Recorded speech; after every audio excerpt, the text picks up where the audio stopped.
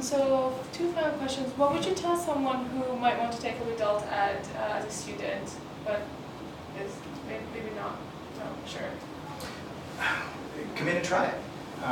It's like the joke about the lottery ticket. It's the only time that you're, not that I'm advocating lottery tickets, but the only thing that you're guaranteed to do is lose if you don't buy a ticket.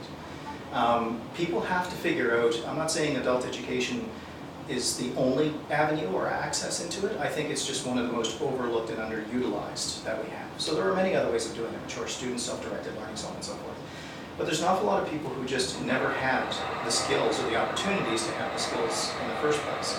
So often those are the people that get left out. And usually I would assume that that's the kind of person that you're thinking about in that question, is somebody who may not avail themselves of things that are already there.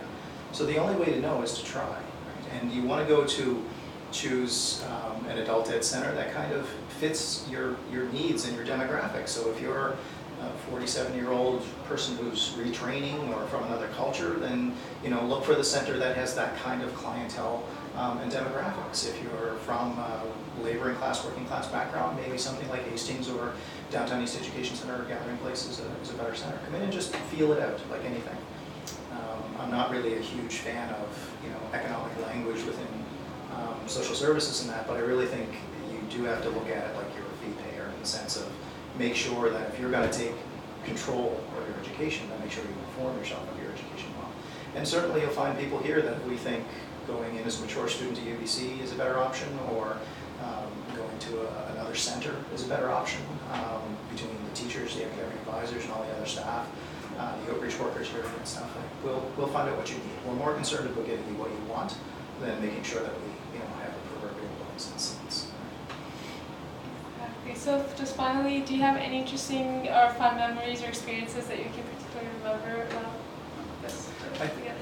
Again, I think like Zorn, it's when you see the community get together in either graduation, so you see the culmination of all of this blood, sweat, and tears and struggles and obstacles that people go through, and then they finally get to walk across that stage, or when you see them come together as a community for the Christmas parties and stuff like that, you get to see that outside in the world, the powers that be tend to be very stratified, and they tend to be very much closed off or like back to stance.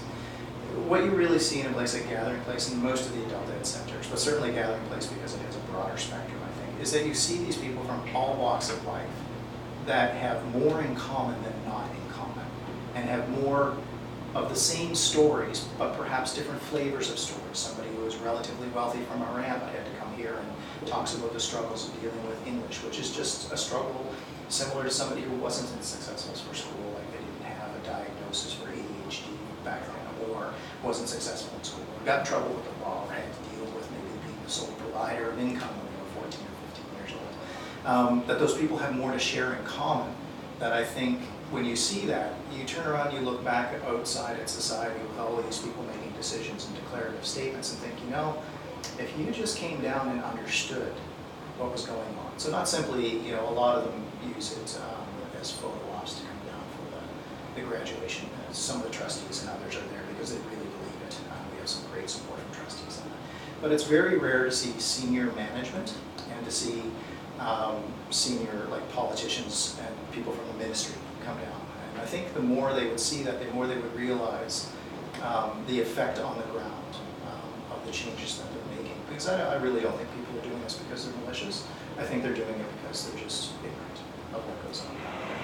And we can't know everything, but I would challenge anybody from the ministry to come down, and I would be more than happy to explain the benefits of adult education to them if they were so inclined. They've yet to take me up on that. Thank you. Do you have any final comments that you would like to share? No, that was it. Thank you very much for taking the time to do this. Again, especially from BCTF. We understand, there's 41,000 teachers in British Columbia. K-12 is the majority of public education. There's no arguing that. Post-secondary is the second largest one. But I think, if we really want to be advocates of education, that we have to realize that adult education is, we're not the wheels, but we're certainly the grease on the wheels to get things going for a lot of people within society. So I really appreciate the BC.